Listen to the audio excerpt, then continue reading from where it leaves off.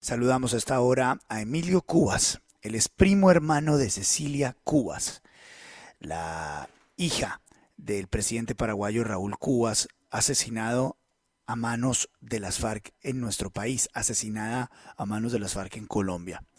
Señor Cubas, gracias por acompañarnos. Muy buenos días. Buen día para usted, Luis Carlos, para la gente que está en la radio trabajando ahí y para la gran audiencia. Gracias por darnos algunos minutos.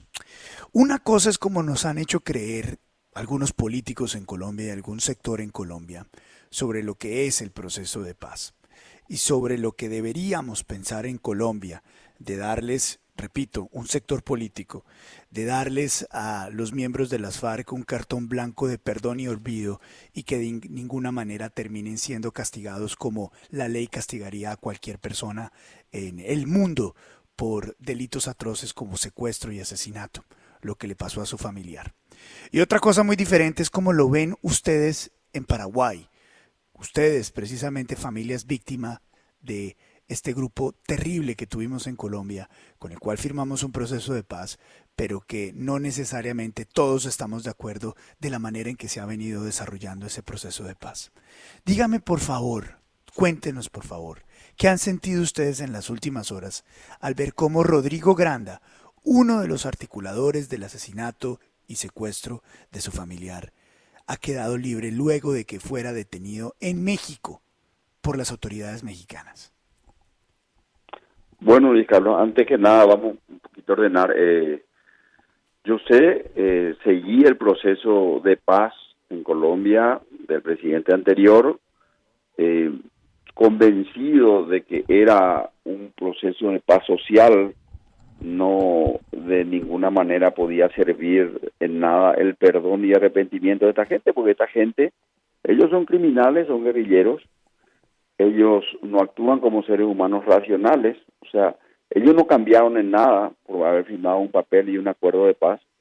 Yo no he todavía leído que hayan señalado algunas fosas donde enterraron a sus víctimas, no le han llamado a ningún familiar a decir, sabe que vayan y busquen el cuerpo de su familiar secuestrado en tal día, en tal fecha, en tal año.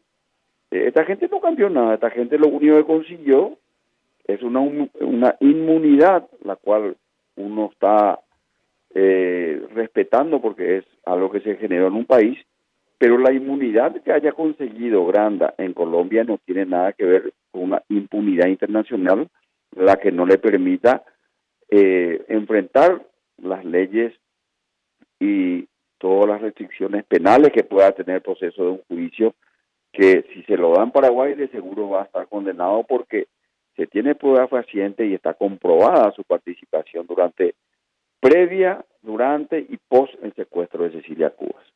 Entonces, ¿nosotros qué sentimos? No sentimos nada porque Granda no fue detenido, él fue retenido en un tiempo en migraciones. Él no fue aprendido, sino que fue retenido durante 8 horas en migraciones mientras se consiguió de vuelta darle el pase para que vuelva a un país donde él puede circular tranquilamente. Entonces, yo creo que el proceso de paz de Colombia, como siempre digo, si el interés general es más importante que el particular, todos apoyaremos. Ahora, con el tiempo uno se da cuenta que no cambió nada y que la forma de pensar de esta gente siempre va a ser la misma, de actuar la misma, y las ideas que tengan siempre serán iguales.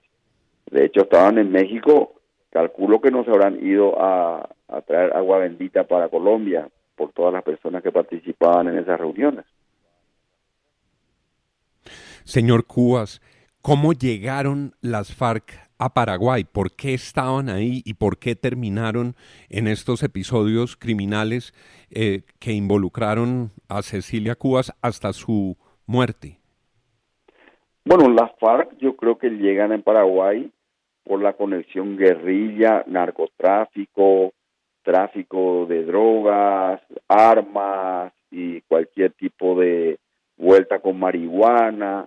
O sea, acá, como cualquier grupo guerrillero escondido detrás de ideologías, tienen dos motivos de acción, que son la parte económica y la parte, ¿verdad?, social, que es la de instalar el caos, el pánico y la anarquía en ciertas regiones o en ciertas áreas del país.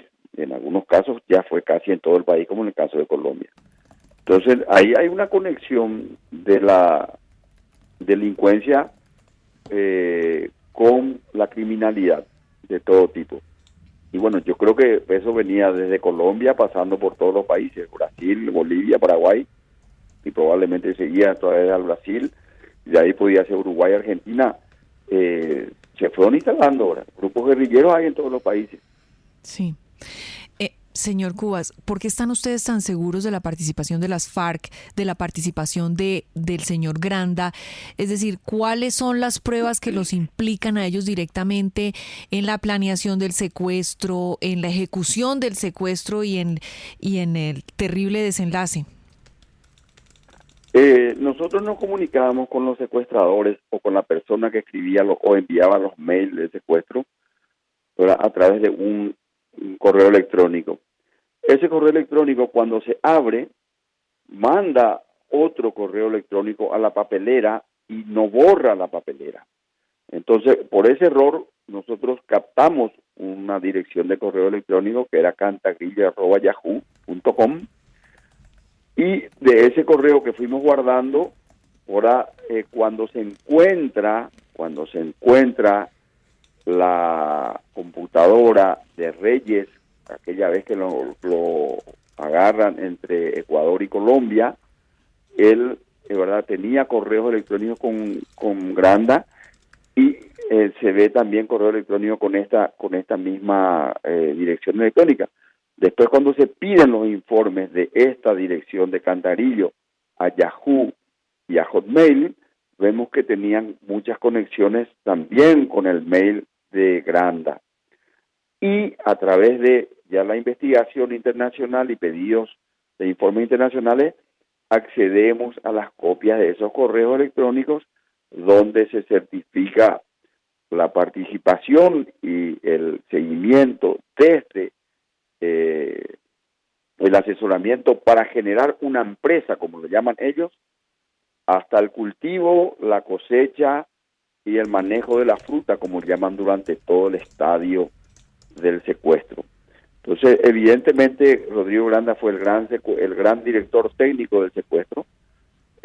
Fue capitaneado acá por Omar Martínez, que fue aprehendido y sentenciado a 35 años de prisión.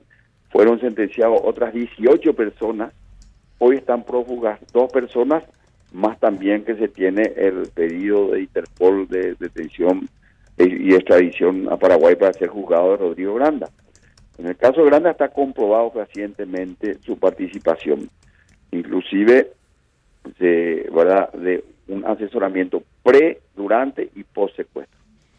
Señor Cubas, y en esos correos de los que nos habla en el computador de Raúl Reyes, ¿qué más permite indicar la participación de Granda? Es decir, esas instrucciones en esa asesoría, ¿qué decían? ¿Cómo debían tratar a Cecilia Cubas? ¿Qué debían hacer con ella? ¿Cuáles eran las indicaciones de Granda? Bueno, eso ya no estaba en el correo de Reyes, ya estaban en los informes que envían Hotmail y Yahoo ahora a la Fiscalía General del Paraguay, a través de su dirección de informática, donde sí ya hablan, ¿verdad?, donde hablaba de cómo se hacía el seguimiento, de cómo tenían que, ¿verdad?, levantar la cosecha, de dónde tenían que llevar la fruta, de cómo tenían que interrelacionarse con la familia para evitar, ¿verdad?, que los asesores puedan llevar, ¿verdad?, hacia ellos la negociación. Y después cuando se generó el pago, de si ya tenían los papeles. O sea, hay muchos correos que vinculan a Granda con Osmar Martínez, y eso fueron probados durante los juicios y están a cargo, ¿verdad?, de la Fiscalía y en poder del Ministerio Público y del Poder Judicial como pruebas fehacientes, ¿verdad? Por ello que se pide la extradición del mismo. Señor Cubas, ¿ustedes tienen algún tipo de reproche frente a las autoridades mexicanas que devolvieron al señor Granda a Colombia?